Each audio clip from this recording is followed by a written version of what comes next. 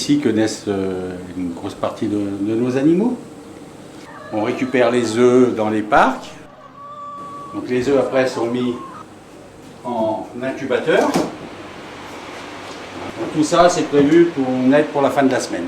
Tout ça là en bas c'est des dindes. Donc au bout de 2 semaines qu'ils sont bien au chaud, on les ramène ici.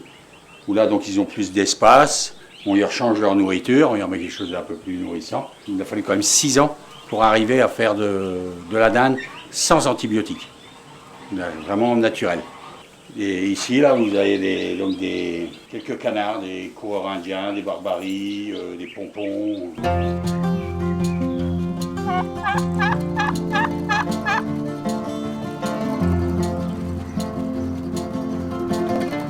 C'est une communauté quand même avec plusieurs particularités, mais dont celle de l'alimentation est quand même, je pense, à ce niveau-là unique sur les communautés Emmaüs. Ben oui, pourquoi les compagnons aussi n'auraient pas des produits sains, de qualité et soient autonomes au niveau de leur alimentation. Donc là, ici, donc, c'est notre élevage de lapins. Donc en premier, on fait donc des fauves de Bourgogne. Oui, ce sont tous ces lapins-là. Donc. Et de ce côté-ci, le lapin chèvre. Donc c'est une variété de lapin typique du coin, qui avait presque disparu. Donc et qu'on relance un peu la race, ça fait des très jolis lapins.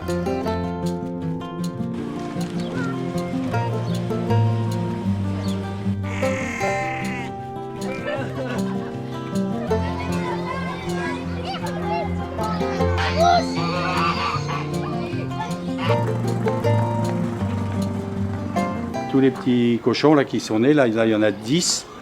Donc on les démarre ici. Dès qu'ils commencent à être plus gros, comme ceux qu'il y a là-bas au fond, on les envoie dans un bois qu'on a à 10 km d'ici, où là-bas on finit de les élever en forêt. Les cochons, on en tue 5 tous les mois, donc qu'on mène aux abattoirs de Laurent. Et là-bas, le lendemain, c'est la maison du jambon de Bayonne d'Arzac qui nous récupère les carcasses et qui nous les transforme.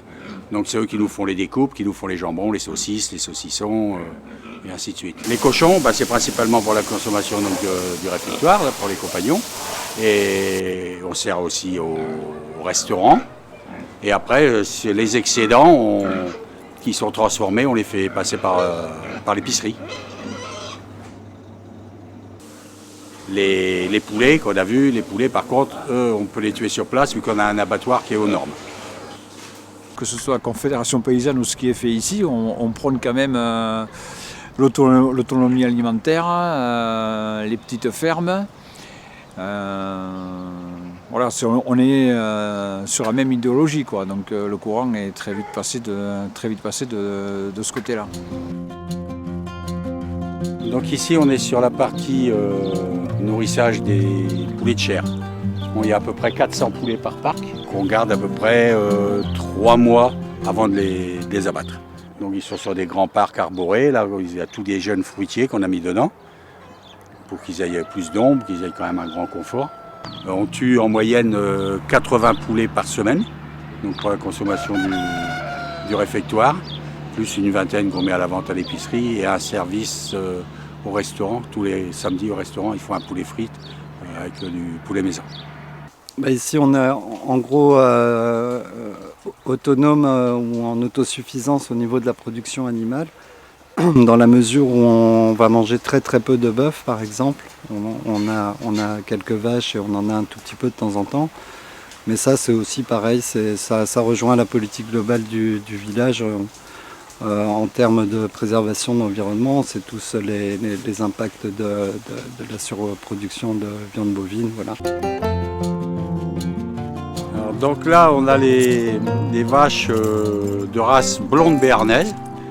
C'est une race qui était en voie de disparition. Il y a 12 ans de ça qu'on a eu les premières, il devait en rester, je crois, 130. Alors donc on est inscrit dans un programme de sauvegarde. Si on a des génisses, les génisses, on les revend à des jeunes éleveurs qui relancent la race. Par contre, les veaux, on les mange. Donc là, c'est une race de mouton d'Ouessant.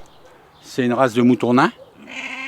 et qui sont très bien là en forêt. Là, on les a mis là, comme ça, ils nous nettoient en même temps tout le coin, quoi. Oui, donc au niveau de tout ce qui est fruitier, on a privilégié des variétés locales. On les a auprès du Conservatoire végétal d'Aquitaine de Montesquieu, à côté d'Agen. Le but des fruitiers, c'est déjà notre consommation en fruits frais. Et après, on transforme, on fait nos compotes, on fait nos confitures, on fait tout ça. Bonjour. L'industrialisation de l'agriculture aujourd'hui, on y est en plein dedans. Les fermes-usines, voilà, de moins en moins de paysans. Voilà, pour nous, c'est une logique. Des paysans sur des territoires, sur des petites communes, voilà, ça a du sens. L'alimentation locale, ça a du sens. C'est ce que produit aussi la communauté Emmaüs ici.